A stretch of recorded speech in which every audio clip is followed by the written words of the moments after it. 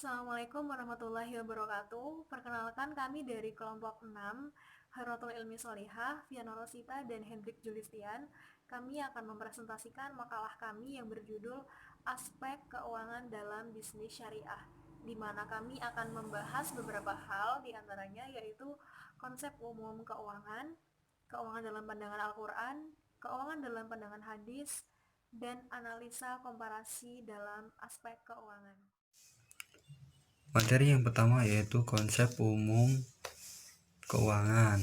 Pengertian manajemen keuangan merupakan suatu kegiatan perusahaan yang berhubungan dengan upaya mendapatkan dana untuk minimalkan biaya dan upaya penggunaan serta pengalokasian dana secara efisien sehingga memaksimalkan nilai perusahaan. Manajemen keuangan memiliki 3 kegiatan utama, yaitu yang pertama memperoleh dana, yaitu aktivitas yang bertujuan memperoleh sumber dana baik dalam perusahaan maupun luar perusahaan. Yang kedua, menggunakan dana, yaitu aktivitas menggunakan atau menginvestasikan dana dalam bentuk aset. Yang ketiga, perolehan aset.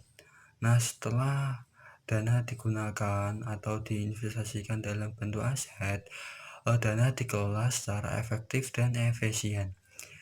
Tujuan dan fungsi manajemen keuangan.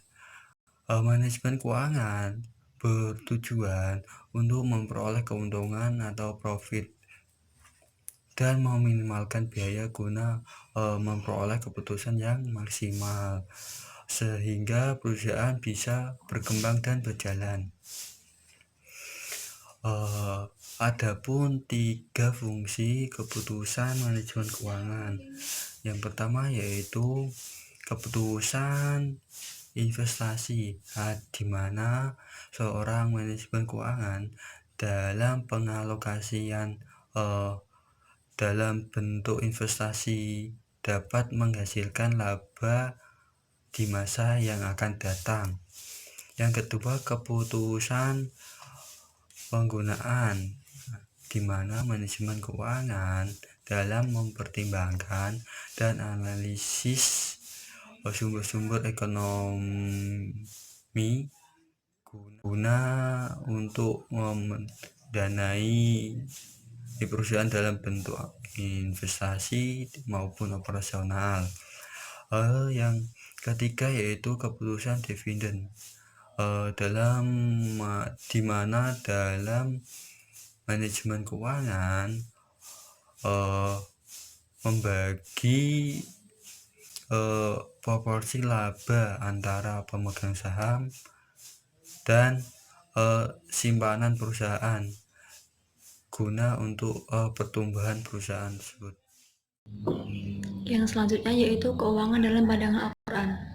Keuangan dalam pandangan Al-Quran tidak menyebut konsep lembaga keuangan secara eksplisit, namun penekanan tentang konsep organisasi keuangan sudah ditentukan dalam Al-Quran. Konsep pencatatan baik dalam laporan keuangan telah diatur dalam surah Al-Baqarah ayat 282 yang berbunyi A'udzubillahi minasyaitonirrajim. Bismillahirrahmanirrahim. Ya ayyuhalladzina amanu idza tadayantum bidainin ila ajalin musamma fa'tubuh wal yaktub bainakum katibun bil adli wala ba'dun katibun ayaktuba kama 'allamallahu falyaktub. Yang artinya, wahai orang-orang yang beriman, apabila kamu bermuamalah tidak secara tunai dalam waktu yang ditentukan, maka hendaklah kamu menuliskannya, dan hendaklah seorang penulis atau notulen atau akuntan menuliskannya dengan benar, dan janganlah penulis enggan menuliskannya, sebagaimana Allah telah mengajarkannya. Yang selanjutnya yaitu keuangan dalam pandangan hadis. Hadis adalah laporan tentang perkataan dan tindakan Nabi Muhammad SAW. Sebelum Nabi Muhammad SAW diangkat sebagai Rasul, dalam masyarakat jahiliyah sudah terdapat sebuah lembaga politik semacam DPR untuk ukuran masa itu. Ketika beliau hijrah ke Madinah, yang pertama didirikan yaitu masjid. Setelah mendirikan masjid, yaitu penertiban pasar. Namun Rasulullah menolak membentuk pasar karena pasar merupakan sesuatu yang alamiah dan harus berjalan dengan sunatullah. Yang pertama, pendirian Baitul Mal. Para penulis Muslim berpendapat Baitul Mal serupa dengan bank sentral. Yang kedua, wilayatul hisabah merupakan sistem pengawasan atau kontrol oleh negara pada zaman Rasulullah. Yang ketiga, pembangunan etika bisnis. Pembangunan etika bisnis ini ada dua, yaitu penghapusan riba dan keadilan. Yang pertama yaitu penghapusan riba. Rasulullah menjelaskan pertukaran barang ribawi dalam beberapa hadis, yaitu dari Ubadah bin As-Samit radhiyallahu anhu meriwayatkan bahwa Rasulullah SAW bersabda, yang artinya penukaran antara emas dengan emas, perak dengan perak, gandum dengan gandum, syair dengan syair, kurma dengan kurma, garam dengan garam, itu harus sama dengan dibayar kontan. Yang kedua yaitu keadilan. Rasulullah mementingkan keadilan yang bukan saja berlaku untuk kaum muslim, tetapi juga berlaku untuk kaum Madinah, dengan bukti menetapkan harga tidak membeda-bedakan antara kaum muslim dan kaum Madinah. Selanjutnya adalah analisa komparasi aspek keuangan. Keuangan syariah berbeda dengan keuangan konvensional. Najmuddin mengemukakan bahwa manajemen keuangan adalah keseluruhan keputusan dan aktivitas yang menyangkut usaha untuk memperoleh dana dan mengalokasikan dana tersebut berdasarkan dengan perencanaan, analisis, dan pengendalian yang sesuai dengan prinsip-prinsip manajemen, bahwa upaya untuk memperoleh dan mengalokasikan dana tersebut harus mempertimbangkan efisiensi dan efektivitas. Sedangkan manajemen keuangan syariah adalah semua aktivitas yang menyangkut usaha untuk memperoleh dana dan mengalokasikan dana tersebut berdasarkan dengan perencanaan, analisis, dan pengendalian yang sesuai dengan prinsip manajemen serta sesuai dengan prinsip-prinsip syariah. Ada 5 prinsip yang menjadi dasar perbedaan antara manajemen keuangan syariah dengan manajemen keuangan konvensional. Yang pertama yaitu keyakinan pada tuntunan ilahi, di mana Allah menciptakan alam semesta dan Allah telah menciptakan manusia di muka bumi ini untuk berbagai hal, di antaranya yaitu untuk transaksi ekonomi dan keuangan. Manusia tidak hanya memiliki rasio atau akal, tapi juga hawa nafsu. Maka dari itu, di sini manusia harus berkeyakinan kepada tuntunan ilahi.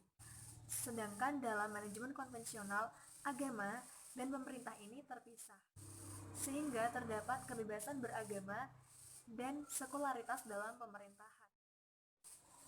Yang kedua, tidak ada bunga. Dalam keuangan syariah, kita tidak boleh menerima bunga atas suatu pinjaman atau diminta untuk membayar bunga atas suatu pinjaman tertentu.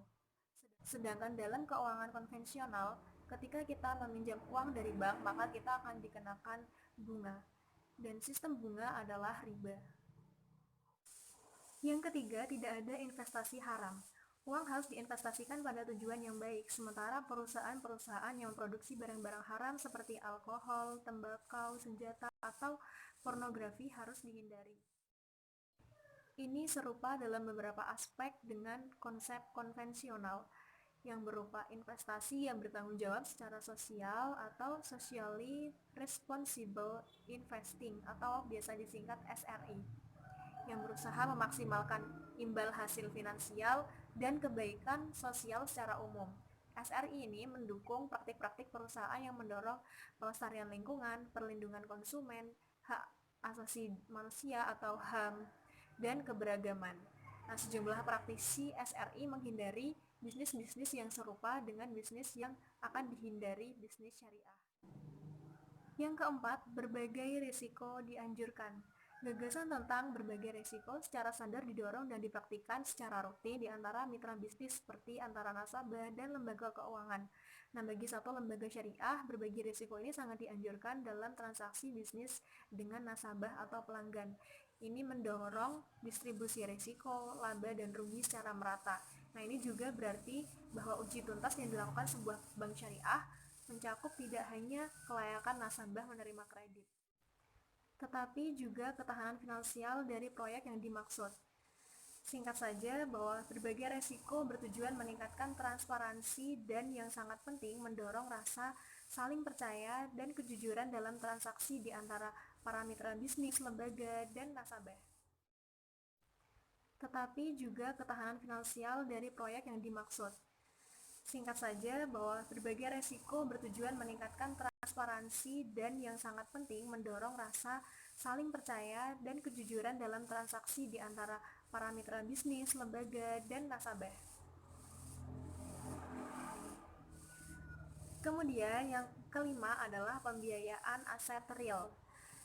Nah, pembiayaan yang disalurkan lewat produk-produk syariah hanya bisa meningkat seiring meningkatnya perekonomian real dan dengan demikian membantu menangkal spekulasi dan ekspansi kredit yang berlebihan. Nah, sebaliknya, pembiayaan konvensional ini biasanya didasarkan pada janji untuk membayar di mana aset-aset real tidak dikaitkan dengan transaksi. Nah, ini berarti bahwa kegiatan pembiayaan konvensional bisa tumbuh beberapa langkah di depan perekonomian real, sehingga menyebabkan spekulasi dan penggelembungan inflasi harga aset yang tidak bisa dibenarkan. Nah, keuangan syariah ini menawarkan layanan-layanan serupa sebagaimana keuangan konvensional ini mencakup penerimaan simpanan, pemberian kredit, pembiayaan dagang, investasi pada aset finansial, dan memasarkan asuransi. Perbedaannya keuangan syariah dan keuangan konvensional ini, dalam keuangan syariah ini berdasarkan pada prinsip-prinsip syariah. Terima kasih, demikian presentasi dari kelompok kami. Apabila ada kesalahan, kami mohon maaf yang sebesar-besarnya. Wassalamualaikum warahmatullahi